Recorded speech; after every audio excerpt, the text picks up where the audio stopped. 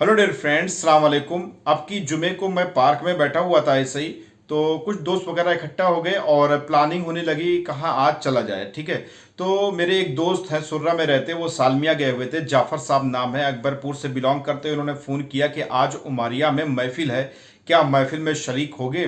तो हमने कहा हाँ यार, सोच तो रहे हैं कहीं ना कहीं जाने के लिए, चलो भाई शरीकी हो लेते। लेकिन हम कभी उमारिया नहीं गए हैं और न ही कोई लोकेशन वगैरह। उन्होंने भी बोला कि मैं भी नहीं गया हूँ, लेकिन कोई मस्जिद है अली अली के नाम से।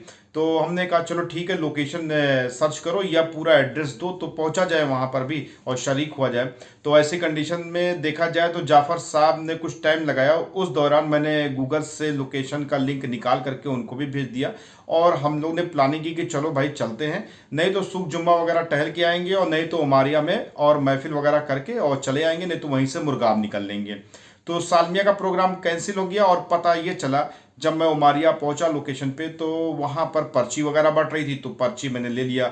वहां उमारिया में एक मस्जिद है, हुसैनिया भी है, तो वहां पर मौलूद मौलूद था और दूसरी चीज़ एक पर्ची बट रही थी। तो मेरा 69 नंबर था और वो पर्ची मेरे पास अभी नहीं है, मैं आपको दिखाता। तो मेरे एक दोस्त जो साथ में गए थे उनका 70 नंबर था। दोनों लोग का आपस में ही 69 और 70 का फर्क था। तो मेरे दिल में ख्याल आया कि काश मेरा 70 नंबर होता। ये सीधा सीधा है, 69 पता नहीं निकले कि ना निकले कुछ वगैरह। बहरहाल कोई दिक्कत नहीं, वो भी मेरे दोस्त थे। तो ऐसी कंडीशन में दोनों लोग जो है महफिल में शरीक हो गए। थोड़ी देर बाद जाफ़र भी आ गए और जाफ़र को आप देख रहे हैं, इनकी मैं फ़ोटो लगा दे रहा हूँ। ये भी अकबरपुर के बहुत अच्छे इंसान हैं, मोमिन आदमी हैं। तो ये जो हैं क्या कहते हैं, पहुंचे तो वहां पर तो उनको भी पर्ची वगैरह मिल गई। उनका 84 रकम था, यानी कि नंबर था। तो बस मौलूद का आगाज हो चुका था 2 बजे के आसपास और 3:30 बजे के आसपास जो था, बस ये था कि वहाँ पर बस ख़त्म होने के कगार पे था और वहाँ पर अनाउंस होना था। तो अनाउंस जब होने लगा तो वहाँ पर एक टोकरी ली गई। तो उसमें कंडीशन ये थी कि 2 पर्ची थी, एक पर्ची मेरे पास, एक पर्ची वहाँ के मस्जिद के जो भी स्टाफ थे उनके पास थी। तो उन्होंने एक टोकरी में वो सारी पर्चियाँ जो उनके पास जितनी लोग को बांटे हुए थे वो सब मिक्सिंग कर दी। और मिक्सिंग करने के बाद वहाँ के जो मौलाना थे उनसे उन्होंने कहा कि आप इसमें से किसी एक पर्ची को उठाइए और बस एक ही पर्ची निकलेगी। तो ऐसी कंडीशन में उन्होंने एक जो पर्ची उठाई उस पर मेरा नाम निकला।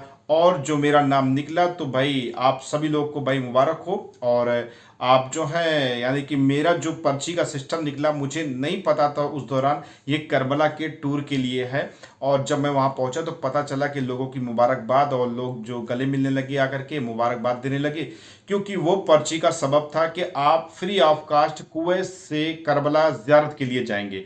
आप लोग की दुआ से मैं अभी अरबईन में गया हुआ था और अभी फिर जाने का शरफ हासिल हो रहा है। मौला ने फिर से बुलाया है करबला की ज़ियारत के लिए। तो ये हमारा कुवैत टू इराक का जो टूर फ्री ऑफ कास्ट है, ये उमारिया जो हुसैनिया है, जो मस्जिद है, उनके तरफ से जो भी कमेटी वगैरह हो उन्होंने सब पेमेंट वगैरह दिया होगा, जो भी यहाँ से ले जाएंगे टूर वगैरह को। तो ये टूर जा रहा है करीबन रमज़ान के बाद, और रमज़ान के बाद यानी कि ईद के महीने में टूर जाएगा। और ये टूर की जो कास्ट है वो 77 दिनार है फिलहाल, जो ले रहे हैं 77 दिनार। और जो ले रहे हैं उनकी भी मैं ईमानदारी के बारे में बता दूं, उनका भी मैं देखिए नाम बाकरी साहब करके हैं नाम, मैं पूरा नाम लिखने की कोशिश करूंगा वीडियो में, उनकी फ़ोटो भी लगा सकता हूं। फिलहाल ये इतने बंदे ईमानदार हैं, क्योंकि मुझे नहीं पता था। ये अभी सालमिया से टूर गया था करबला के लिए, तो कुल मिलाकर के हमारा खासा 30-32 दिनार पे टूर ये ले गए थे। और जो टूर गया और वहां से जब वापस आए तो जितने भी टूर में लोग गए थे वो सब कुवैत में वापस आए। तो ये बंदा जो है, मोमिन बंदा जो है ना भाई, ये इससे हमारी कोई जान पहचान नहीं थी। ये चीज़ के बारे में हम बता रहे हैं क्योंकि ऐसे ईमानदार लोगों की कमी हमारे मतलब कि हमारे आसपास रहती है। ऐसे लोगों को पकड़ के चलना चाहिए, ऐसे लोगों का साथ लेना चाहिए। मुझे भी बहुत खुशी हुई। और वो किस बात की खुशी, ये भी सुन लीजिए कि जब वो टूर 32 दिनार पर लेकर के कुवैत में दाखिल हुए तो उनके पास टोटल जो अमाउंट बचा था, सारा होटल वगैरह का खर्चा करने के बाद 250 दिनार के आसपास बचा था। तो कैलकुलेशन जब उन्होंने किया बस में कितने आदमी, तो उस हिसाब से 5-5 दिनार एक एक बंदे पर आया। अब जब 5 दिनार एक बंदे पे आया तो उन्होंने बस से उतरने से पहले ही सबको डिस्ट्रीब्यूट कर दिया 5-5 KD, यानी कि कुल मिलाकर के जो 32 दिनार लिया था, टोटल मिला के 27-27 दिनार पर लोग चले आए। क्योंकि अब आप कहोगे तो भाई अभी 77 ले रहे हो, अभी आप कोई यानी कि जो टूर गया वो 32 पे गया तो कैसे गया। तो ऐसे कंडीशन में अभी कुछ दिन पहले मैच वगैरह होने की वजह से वीज़ा नहीं लग रहा था इराक का। कुछ सिस्टम था ऐसा कि फुटबॉल वगैरह का मैच था, तो ऐसी कंडीशन में बगैर वीज़े के लोग जा रहे थे।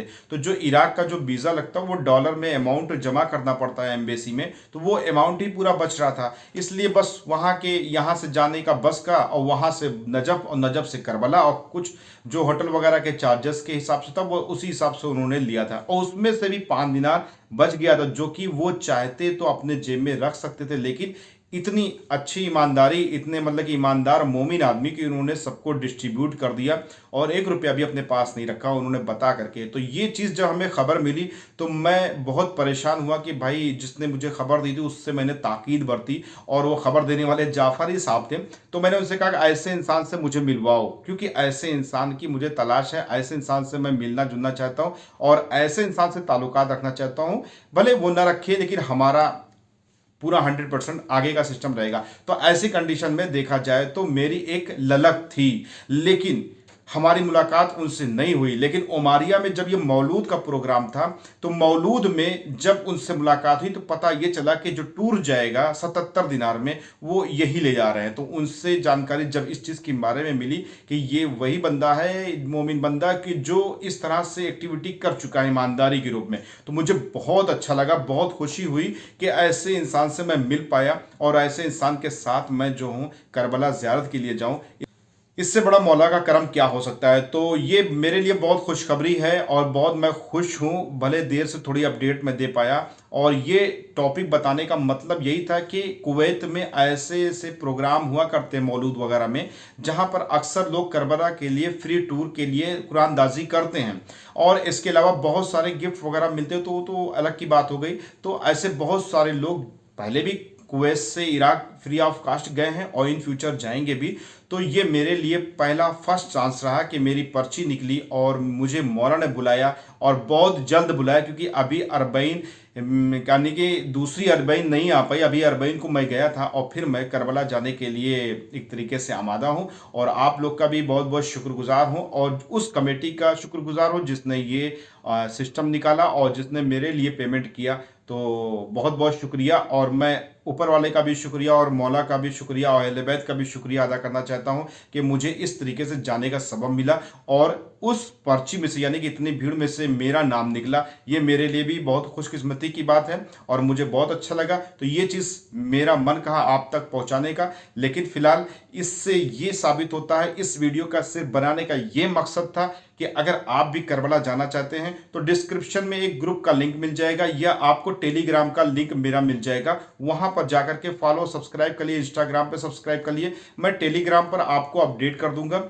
किसी को भी जाना है तो ईद बाद प्रोग्राम है, यानी कि करबला के लिए टूर है, 77 दिनार में आप जा सकते हैं और साथ में चलना चाहे तो अगर मेरे सब्सक्राइबर हैं तो मेरे साथ भी चल सकते हैं। तो चलिए इंशाल्लाह आप लोग से मिल करके भी अच्छा लगेगा।